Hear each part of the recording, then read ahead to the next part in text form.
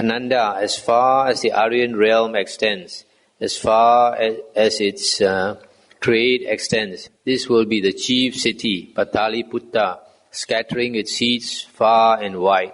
And Pataliputta will face 3 perils, from fire, from water, and from internal dissension. Stop here for a moment. So the Buddha foresaw that this town that they are building, called Pataligama, in future will be a big prosperous city called Pataliputta. I think even up to today it's a big city. Then Sunida and Vasakara called on the Lord, and having exchanged courtesy, stood to one side and said, "May the Reverend Gotama accept a meal from us tomorrow with his Sangha of monks." And the Lord consented by silence. Understanding his consent, Sunida and Vasakara went home, and there had a fine meal of hard and soft food prepared.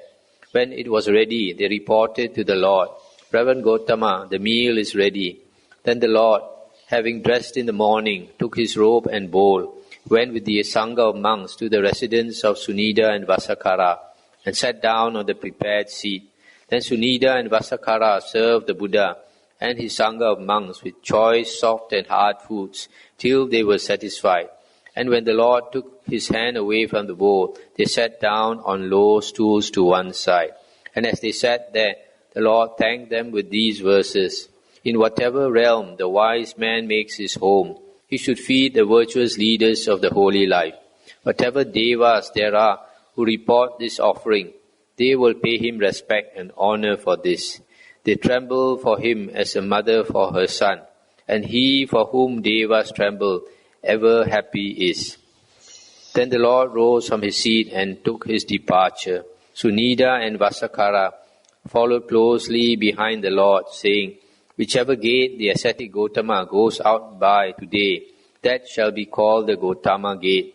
And whichever ford he uses to cross the Ganges, that shall be called the Gotama ford." And so the gate by which the Lord went out was called the Gotama gate. I'll stop here for a moment. So here the Buddha says that if a family or certain person makes constant offerings of food, etc., to holy men, to those who lead the holy life, ascetics, monks, etc., then the devas will protect him. So it is by our actions that we are blessed, and it's by our evil actions that we are cursed. Nobody can bless another, nobody can curse another. It's our actions that decide. Good actions will bless us, evil actions curse us. And then the Lord came to the river Ganges, and just then the river was so full that a crow could drink out of it. And some people were looking for a boat, some were looking for a raft, some were binding together a raft of reeds to get to the other side. But the Lord, as swiftly as a strong man might stretch out his flexed arm or flex it again, vanished from this side of the Ganges and reappeared with his Sangha of monks on the other shore. And the Lord saw those people who were looking for a boat, looking for a raft, and binding together a raft of reeds to get to the other side. And seeing their intentions, he uttered this verse on the spot. When they want to cross the sea, the lake or pond, people make a bridge or raft. The wise have crossed already. The Lord said to Ananda, "Let us go to Kotigama." "Very good, Lord," said Ananda. And the Lord went with a large company of monks to Kotigama and stayed there.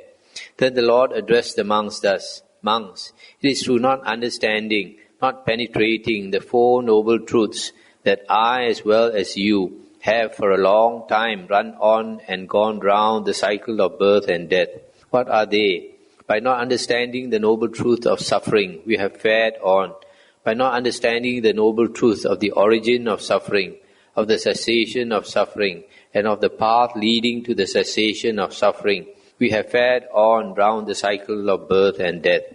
And by the understanding, penetration of the same noble truth of suffering, of the origin of suffering, of the cessation of suffering, and of the path leading to the cessation of suffering, the craving for becoming has been cut off, the support for becoming or being has been destroyed. There is no more re-becoming. The Lord having said this, the welfarer having spoken, the teacher said, not seeing the Four Noble Truths as they are, having long traversed around from life to life, these being seen, becoming supports pulled up, sorrow's root cut off, rebirth is done. So here the Buddha says, we keep on the round of rebirths, samsara, because we don't really understand the Four Noble Truths. When a person really understands the Four Noble Truths, then he becomes tired of this long round of existence. The Buddha says, we have been on this long round of existence for so long, we don't realize. So long that if we accumulated, for example, the blood that was shed when we were slaughtered as animals and we were beheaded because we did something wrong, etc. The blood is more than the four great oceans. And similarly, for the tears that we shed on the round of rebirths is more than the four great oceans. So it is only by understanding the Four Noble Truths, really understanding. To understand the Four Noble Truths, we also have to understand, for example, the five aggregates of attachment, the six sense bases or dependent origination. So some people don't understand. They think the Four Noble Truths is just elementary Dhamma. It is not elementary Dhamma, it's the ultimate Dhamma. If you really understand the Four Noble Truths, then you become an Arya, one of the 8 types of Arya, or you attain liberation. Then the Lord, while staying at Kotigama, gave a comprehensive discourse. This is morality, this is concentration, this is wisdom. Concentration, when imbued with morality, brings great fruit and profit. Wisdom, when imbued with concentration, brings great fruit and profit. The mind imbued with wisdom becomes completely free from the asavas, that is, from the asava of sensuality, of becoming, of false view, of wrong views, and of ignorance. Then the Lord had stayed at Kotigama as long as he wished. He said, Ananda, let us go to Nadika. Very good, Lord, said Ananda. And the Lord went with a large company of monks to Nadika, where he stayed at the brick house. And the Venerable Ananda came to the Lord, saluted him, sat down to one side and said, Lord, the monk Salha and the nun Nanda have died at Nadika. What rebirth have they taken after death? The lay follower Sudatta and the lay woman follower Sujata, the lay followers Kakuda, Kalinga, Nikata, Katisaba, Tutta, Santutta, Bada and Subada have all died at Nadika. What rebirths have they taken? And the Buddha said, Ananda, the monk Salha, by the destruction of the asavas, attained in this life through his own super knowledge the uncorrupted liberation by mind, liberation by wisdom. The nun Nanda, by the destruction of the 5 lower fetters, has been spontaneously reborn and will gain Nibbana from that state without returning to this world. The lay follower Sudatta, by the destruction of 3 fetters and the reduction of greed, hatred and delusion, is a once returner who will come back once more to this world and then make an end of suffering. The lay woman follower Sujata, by the destruction of 3 fetters, is a stream winner, incapable of falling into states of woe, certain of attaining Nibbana. The lay follower Kakuda, by the destruction of the 5 lower fetters, has been spontaneously reborn and will gain Nibbana from that state without returning to this world. Likewise, Kalinga, Nikata, Katisaba, Tutta, Santutta, Bada and Subada. Ananda, in Nadika, more than 50 lay followers have, by the destruction of the 5 lower fetters, been spontaneously reborn and will gain Nibbana from that state without returning to this world. Rather, more than 90, by the destruction of 3 fetters and the reduction of greed, hatred and delusion, are once returners, Sakadagamin, who will come back once more to this world and then make an end of suffering.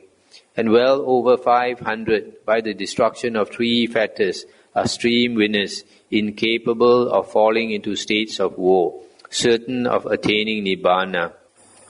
Ananda, it is not remarkable that that which has come to be as a man should die, but that you should come to the Tathagata to ask the fate of each of those who have died. That is a weariness to him. Therefore, Ananda, I will teach you a way of knowing Dhamma, called the mirror of Dhamma, whereby the Aryan disciple, if he so wishes, can discern of himself, I have destroyed hell, animal rebirth, the realm of ghosts, all downfall, evils, fates, and sorry states. I am a stream winner, incapable of falling into states of woe, certain of attaining Nibbana. And what is this mirror of Dhamma by which he can know this? Here, Ananda, this Aryan disciple is possessed of unwavering confidence in the Buddha. Thus, this blessed Lord is an Arahant, Sammasambuddha, endowed with wisdom and conduct, wayfarer, knower of the worlds, incomparable trainer of men to be tamed, teacher of gods and humans, enlightened and blessed. He is possessed of unwavering faith in the Dhamma. Thus, well proclaimed by the Lord is the Dhamma, visible here and now, timeless, inviting inspection, leading onward, to be comprehended by the wise, each one for himself. He is possessed of unwavering confidence in the Sangha. Thus, well directed is the Sangha of the Lord's disciples, of upright conduct, on the right path, on the perfect path, that is to say, the 4 pairs of persons, the 8 kinds of humans. The Sangha of the Lord's disciples is worthy of offerings, worthy of hospitality, worthy of gifts, worthy of veneration, an unsurpassed field of merit in the world. And he is possessed of morality dear to the noble ones, unbroken, without defect, unspotted, without inconsistency, liberating, uncorrupted, and conducive to concentration. This Ananda is the mirror of Dhamma, whereby the Aryan disciple can discern of himself, I have destroyed hell, I am a stream winner, certain of attaining Nibbana. Stop here for a moment. So here the Buddha says, is telling Ananda, if you keep asking me where each each disciple is reborn, that will be very wearisome. But I'll teach you how to see whether you have become an Arya. The Buddha says the minimum is the stream winner, here referring to the Sotapanna. The Sotapanna has these 4 qualities, has unwavering faith, unwavering confidence or saddha in the Buddha, in the Dhamma, in the Sangha, and he has the Aryan Sila, Aryan morality. This Aryan morality, as I mentioned before, consists of the 3 factors of the Noble Eightfold Path, right speech, right action, and right livelihood, and basically consists of 7 precepts. 3 body precepts, not to kill, not to steal, and not to engage in sexual misconduct, and 4 verbal precepts, not to lie, not to carry tales to cause disharmony, not to engage in coarse, vulgar words, and 4thly, not to engage in idle gossip. So these 7 precepts are extremely important. If you have these 7 precepts and you learn the Dhamma, then there's a good chance you can understand and become a Arya. Then the Lord, staying at Nadika in the brick house, gave a comprehensive discourse to the monks. This is morality, this is concentration, this is wisdom, etc. And when the Lord had stayed at Nadika as long as he wished, he went with a large company of monks to Vesali, where he stayed at Ambapali's grove. And there the Lord addressed the monks. Monks, a monk should be mindful and clearly aware. This is our charge to you. And how is a monk mindful? Here a monk abides contemplating the body in the body, earnestly, clearly aware and mindful, and having put away all hankering and fretting, for the world. And likewise with regard to feelings, mind and Dhamma, that is how a monk is mindful. So this here, mindful refers to the sati, sati sampajanya. Here it says mindful and clearly aware. So here sati is a practice of contemplating the body in the body, contemplating feelings in feelings, mind in mind, and Dhamma in Dhamma. Having put away all, here it says hankering and fretting. In other translation, they say coveting and dejection. That means don't covet, don't crave for the things in the world. If you crave for things in the world and you cannot get it, and then you experience dejection, here they say fretting. So it's a practice of sati. And then the next one is a practice of sampajanya, which is general mindfulness, general awareness. And how is a monk clearly aware? Sampajano. Here a monk, and going forward or backward, he is aware of what he is doing. In looking forward or back, he is aware of what he is doing. In bending and stretching, he is aware of what he is doing. In carrying his inner and outer robe and bowl, he is aware of what he is doing. In eating, drinking, chewing and severing, he is aware of what he is doing. In passing excrement or urine, he is aware of what he is doing. In walking, standing, sitting or lying down, in keeping awake, in speaking or in staying silent, he is aware of what he is doing. That is how a monk is clearly aware. A monk should be mindful and clearly aware. This is our charge to you. So here, Buddha is telling the monks that all the time you should be, you should practice mindfulness of these four objects of sati. Don't let the mind stray. And to help you practice that, you should practice general mindfulness. Whatever you are doing, put your mind there. Instead of allowing the mind to stray and think of this and that. A lot of people, as I mentioned before, don't have this even this basic mindfulness, being present. The mind is always going off somewhere. Now Ambapali, the courtesan, heard that the Lord had arrived at Vesali and was staying at her grove.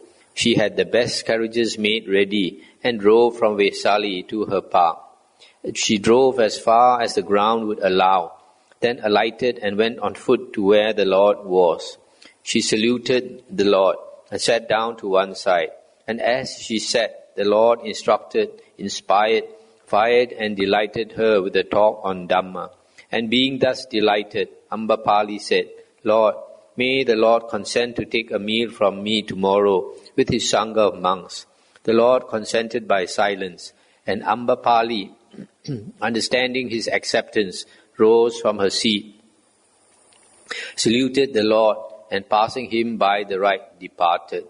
And the Lichavis of Vesali heard that the Lord had arrived at Vesali and was staying at Ambapali's grove.